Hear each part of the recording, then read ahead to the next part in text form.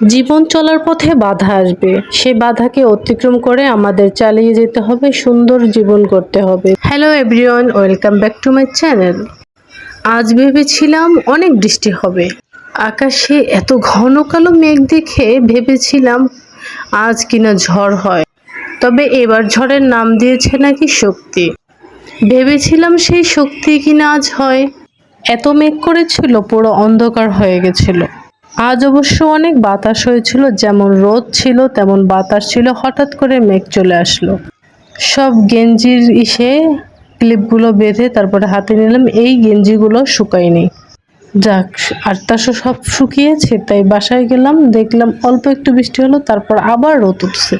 ধুর, তারপর ভাবলাম যে না থাক, যাবো না ছাদে আবার। আজ আমি করলা দিয়ে মাছ রান্না করেছিলাম।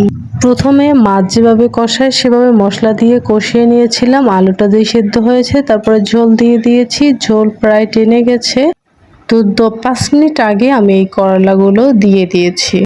একদম গোটা করে, একটু মোটা মোটা করে কেটেছিলাম।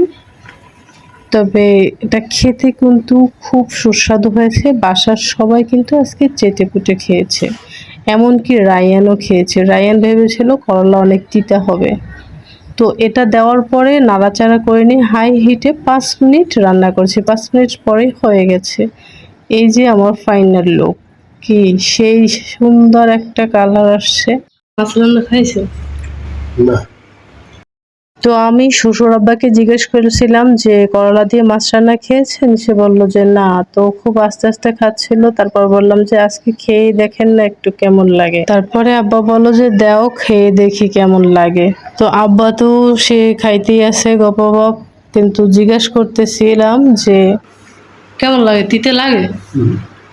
পরে আব্বা বলল যে না, তিতা তেমন একটা লাগে না। পরে লাস্টের বার বলল যে না, তিতা তো লাগে না, ভালোই তো লাগলো। আজকে তোমার দাদা এই করলা খাইয়া সেই স্বাদ কইছে।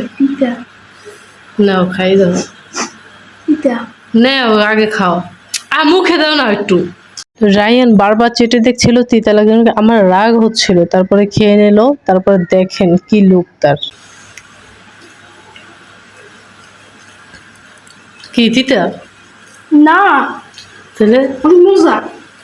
বাবা, একটু দাও, একটু তিতা লাগবে না? না।